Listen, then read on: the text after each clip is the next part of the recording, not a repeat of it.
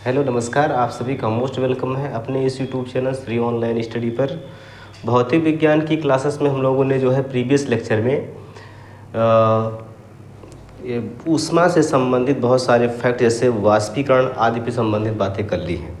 वाष्पीकरण एक important topic है, यहाँ से क्वेश्चन बनते ही हैं। प्लेलिस्ट में जाके आप उस वीडियो को देख लीजिएगा। जैसे यहाँ से क्वेश्चन क्या बनते हैं वाष्पीकरण से, कि जैसे घड़े में रखा हुआ पानी जो है ये अधिक ठंड महसूस होता है, ठीक है। या पसीना सूखने पर, जैसे पंखा हम चलाते हैं तो पसीना सूखने पर हमको ठंड का एहसास होता है, तो ऐसा क्यों होता है। तो ये सभी सवाल जो है वाष्पीकरण पे आधारित होते हैं और इनसे सवाल एग्ज़ाम में हमारे बनते रहते हैं। चलिए, आज का टॉपिक ये होगा न्यूटन का शीतलन नियम। न्यूटन का शीतलन नियम।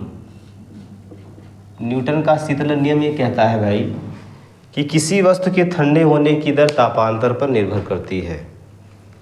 किसी वस्तु के ठंडे होने की दर क्या है, ये न्यूटन का शीतलन नियम।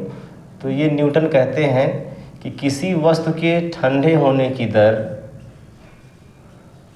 किसी वस्तु के ठंडे होने की दर, अगर मान लीजिए कोई गर्म वस्तु है तो वो कैसे ठंडे होगी इसके बारे में बात की जाएगी। ठंडे होने की दर, ठंडे होने की दर तापांतर पर निर्भर करती है। तापांतर पर निर्भर करती है। तापांतर का मतलब क्या है कि गर्म, और जहाँ पर कोई वस्तु गर्म रखी गई है उसके आसपास का टेम्परेचर किस हिसाब से है। जैसे मान लीजिए आप लोगों ने महसूस किया होगा कि गर्मी के दिनों में क्या होता है कि अगर चाय का गिलास ऐसे रखा हुआ है, चाय रखी हुई है, इस गिलास में चाय रखी हुई है, ठीक है ना। तो मान लीजिए चाय का टेम्परेचर 100 डिग्री सेल्सियस। चाय कितना गर्म है, 100 डिग्री सेल्सियस ये चाय है। चाय कितनी गर्म है, 100 डिग्री सेल्सियस। इन्वायरमेंट बाहर का टेम्परेचर कितना है, तो बाहर का टेम्परेचर है मान लीजिए 35 डिग्री सेल्सियस। 35 डिग्री सेल्सियस, ठीक है।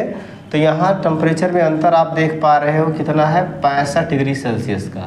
कितने का टेम्परेचर में अंतर है, 65 डिग्री सेल्सियस का। लेकिन अगर हम बात करें सर्दी के मौसम में, अगर सर्दी के मौसम में है हम लोग, सर्दी के मौसम में क्या होगा, मान लीजिए चाय का गिलास है इस तरीके से। सर्दी के मौसम में क्या दशा होगी, ये चाय का गिलास है, ये चाय भरी हुई है इसमें, यह चाय। चाय का टेम्परेचर तो वही रहेगा 100 डिग्री सेल्सियस, लेकिन बाहर टेम्परेचर अगर 15 डिग्री सेल्सियस है, बाहर वातावरण का टेम्परेचर कितना है, 15 डिग्री सेल्सियस। तो यहाँ आप देख पा रहे होंगे कि 100 और 15 का डिफरेंस आ गया 85 डिग्री सेल्सियस।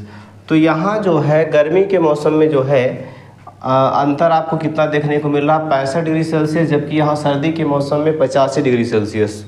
तो देखिएगा यहाँ जो गर्मी में है चाय, वो जो है क्या होगी, देर से ठंडी होगी, देर से ठंडी होगी।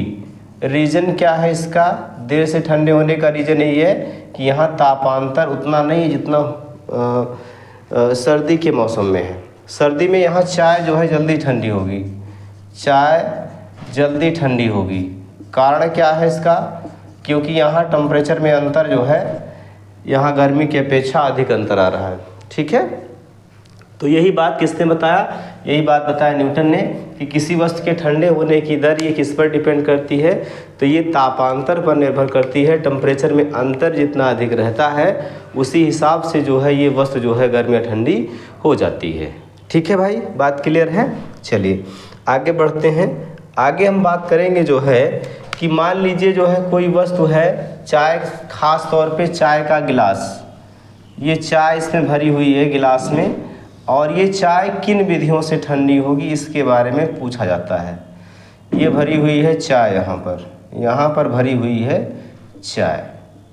अब इस चाय के ठंडे होने की बात की जा रही है। ये भरी हुई है चाय, ये क्या है, चाय। अब ये चाय ठंडी कैसे होगी इसके बारे में बात करते हैं कि चाय ठंडी कैसे होगी, ठीक है भाई। तो देखिए दो तरीके के सवाल इसमें बनते हैं। पहला सवाल तो यही बनता है कि मान लीजिए चाय का गिलास इस तरीके से रखा हुआ है और ये ठंडा कैसे होगा, पहला सवाल बनता है। दूसरा सवाल ये बनेगा कि अगर कुल्हड़ में चाय रख दी जाए, मिट्टी के बर्तन में रख दी जाए और स्टील के बर्तन में रख दी जाए तो कौन सी चाय जल्दी ठंडी होगी। ठीक है ना, तो ये दोनों से संबंधित हम सवाल देख लेते हैं। तो देखिए चाय अगर ठंडी हो, जैसे देखो इसमें से ऐसे भाप निकल रहा होगा, ये क्या है, भाप। अगर ये भाप निकलना बंद हो जाएगा तो हम ये जान जाएंगे कि इसका टेम्परेचर इन्वायरमेंट के टेम्परेचर के बराबर हो गया है। आई बात समझ में। बाहर अगर 35 डिग्री सेल्सियस टेम्परेचर है, चाय का टेम्परेचर भी 35 हो जाएगा तो इसमें से भाप निकलना बंद हो जाएगी। ध्यान से सुनिएगा हमारी बातें कि अगर मान लीजिए दूर ऐसे कोई वस्तु रख दी गई हो और आपसे कहा जाए कि बिना छूकर उसको बताइए कि ये गर्म होगी कि ठंडी होगी, तो अगर उसमें से भाप निकल रहा है तो ये जान जाइएगा कि वो भी गर्म है। भाप निकलना बंद हो गई तो उसका टेम्परेचर इन्वायरमेंट के टेम्परेचर के बराबर हो जाता है, आसपास के वातावरण के टेम्परेचर के बराबर हो जाता है। ठीक है, तो ये चाय होने के लिए, चाय को ठंडी होने के लिए कौन कौन सी विधियाँ यहाँ होंगी। तो पहली विधि ये होगी कि चाय मान लीजिए यहाँ स्टील के बर्तन में रखी हुई है, तो चाय ठंडे होने के लिए चालन, संवहन, विकिरण और वाष्पीकरण, चालन, संवहन और विकिरण तथा वाष्पीकरण, ये 4 विधियों से चाय ठंडी होगी। ठीक है, चालन में क्या होगा कि ये चाय जो है जिस बर्तन में रखी गई है इस बर्तन को अपनी ऊष्मा दे देगी।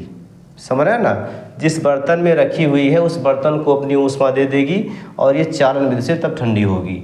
संवहन विधि से क्या होगा भाई, संवहन विधि से जो यहाँ पर जो है, जो भी गर्म पार्टिकल हैं चाय के जो भी गर्म अणु हैं ये तुरंत ऊपर जाएंगे और ठंडे अणु क्या होंगे, नीचे आएंगे।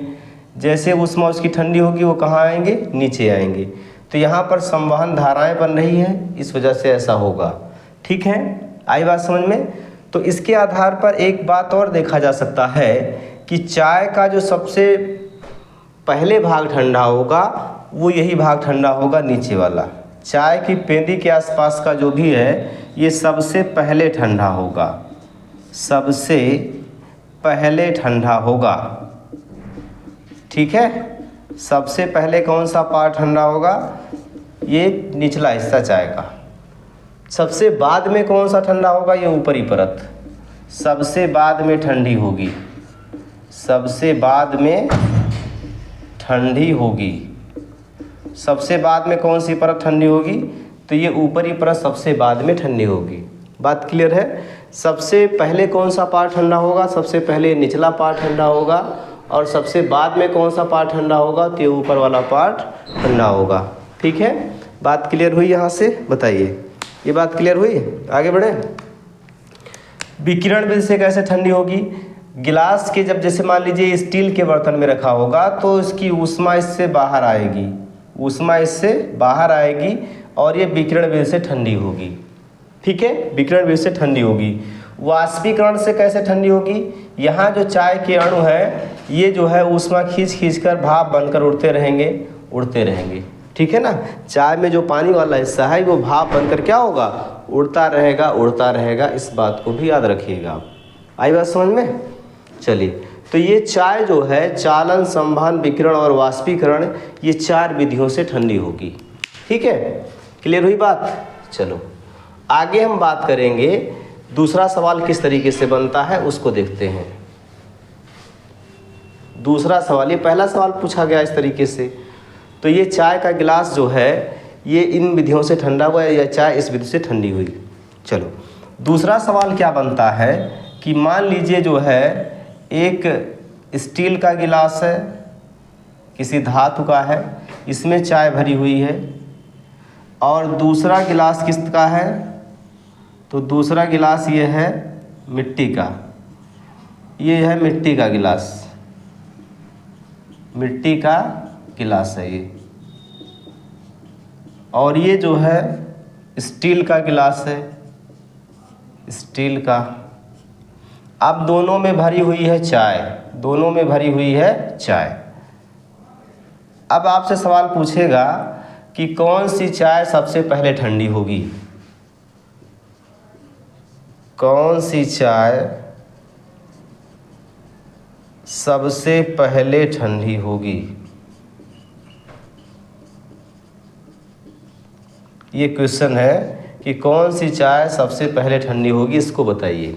ठीक है, तो देखो भैया, ठंडे होने के लिए आपको क्या पता है कि चालन, संवहन, विकिरण और वाष्पीकरण, ये चारों घटनाएं होंगी तो वो चाय का गिलास जल्दी ठंडा होगा, है कि नहीं?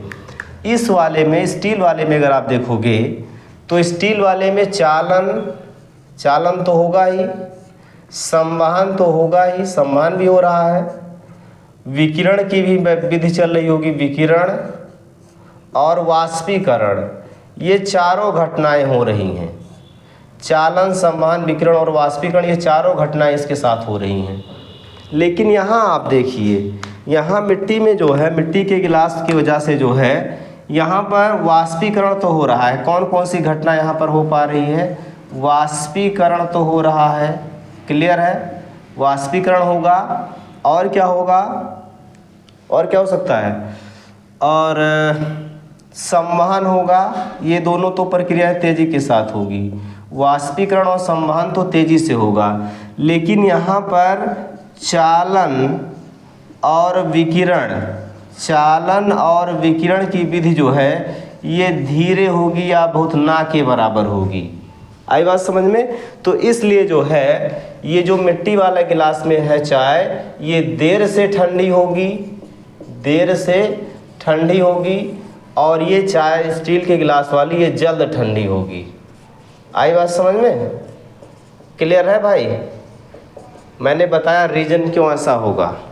ठीक है, तो ये चाय का गिलास किस विधि से ठंडा होता है, कौन सी चाय सबसे जल्दी ठंडी होगी, इन दोनों पर बेस्ड सवाल हमारे कॉम्पिटिटिव एग्जाम्स में पूछे जाते हैं। क्लियर हुई बात? चलो, तो इसको याद रखिएगा। चलते हैं अगले टॉपिक की तरफ।